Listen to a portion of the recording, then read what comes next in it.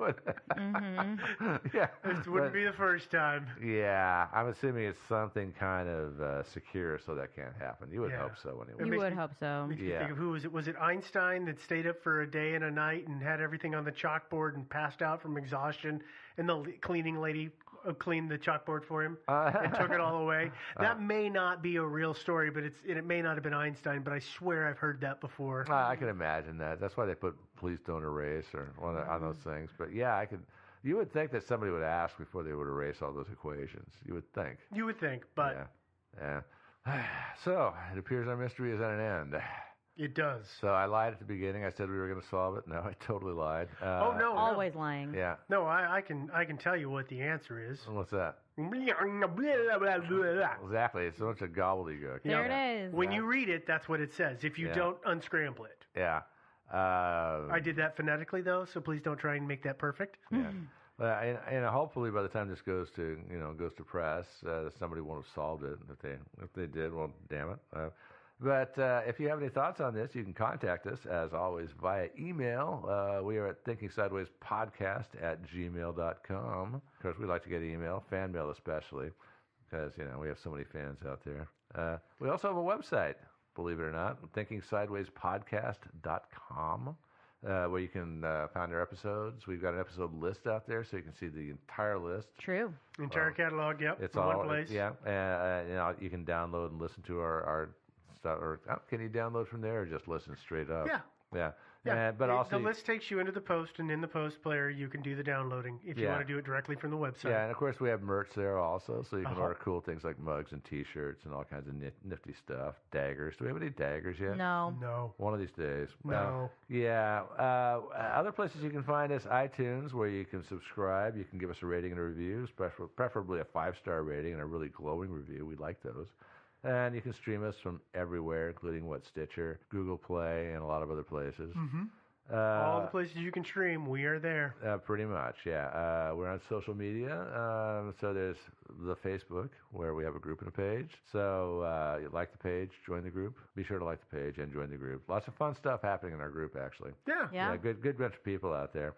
We're also on Twitter, where we are Thinking Sideways without the G, and we have a subreddit, Thinking Sideways. We have any action on that lately, Devin? Yeah, all the time. Yeah, okay. And that's about it. Until next week, goodbye, gay. He said in code. He said in Pig Latin. I know that code. Wow. Bye, everybody. Bye, guys.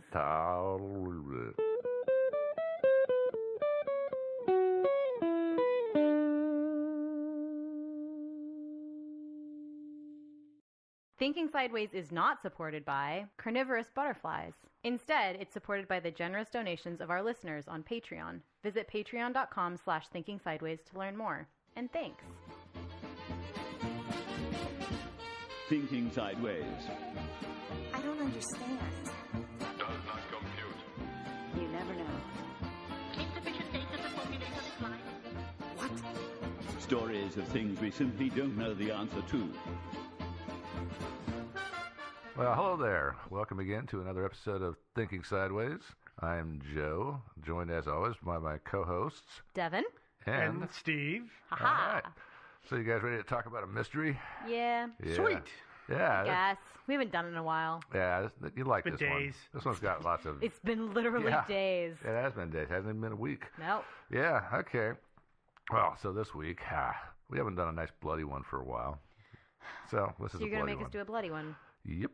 All right. Yeah, we're going to talk about the Atlanta Ripper, a serial killer in the early 20th century that probably most of you have not heard about. I hadn't beforehand. I didn't hear about this until pretty recently, actually. How did you hear about it?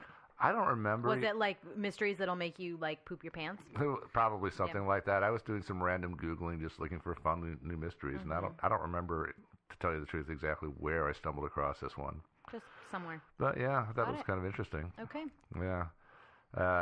So the Atlanta Ripper. The Atlanta Ripper murdered a bunch of people, actually young women, in the years 1910. Some say through 1912. Others say through late 1911. He killed more people than Jack the Ripper, but Jack gets all the glory. Everybody knows who Jack the Ripper is. True. We did an Yeah. episode on Jack the Ripper. We actually did. Yeah. It eventually got big enough to make the national news. The New York Times, May 12, 1912, said, quote, Jack the Ripper, unquote, claimed his 20th woman victim in Atlanta sometime last night. The blacks, who are in a state of terror and try to keep their women off the street at night, have offered a large reward for the arrest of the murderer. I didn't mention this. The Ripper only killed black women. So they called him Jack the Ripper even in Atlanta. In Atlanta, they did. They called him eventually, Jack the Ripper of They Atlanta. did call him Jack the Ripper, yeah. Interesting. Yeah, and eventually it got to when all this national attention started happening. Eventually, a lot of the cities, leading commerce leaders and politicians and everything started pressuring the mayor, who started pressuring the police to actually get serious about this, because apparently the Atlanta police, it's not like they didn't investigate, but they were. I kind of doubt they were working as hard as if it had been white women who had been getting killed. Probably. I was going to say, this is 1911. Yeah. It's a very racially segregated area, and not even just an area, just a time in this country. And so their priorities were very reflective of that. Well, not to spark a political debate, I'm just going to one-off say, even now in America, oftentimes crimes against minorities are not as investigated as crimes against white people. Mm-hmm. There is a different effort level, it does appear. Yeah. Sometimes. Not at always, least. I would but not say always sometimes. either. Yeah. But the fact that still remains is testament to how incredible it must have been, in the early 1900s. Mm-hmm. And that also makes me want to point something out to our listeners, because I know that there are some quotes as we're going to go through this, and some of that stuff is very reflective of the times. So please, if and we'll tell you when we're quoting something, but just be aware of that. We're not saying it's a these different words. language, a different time. It's not us. Yeah. Don't worry. Yeah. All right. Here's what's known about the Ripper, or at least if you go out and look up the Ripper on the web. He killed his victims every Saturday night like clockwork. After he bashed them over the head, and then he would drag them into the bushes and cut their throats, and then he would... From ear to ear. Yeah, from ear to ear, and then he would eviscerate them, cutting out their lady parts like Jack the Ripper. And yeah, it was hard, right? Because all of the articles from the time are very polite. Yeah, they were circumspect. None of them ever say anything explicitly, so they say, cutting out parts.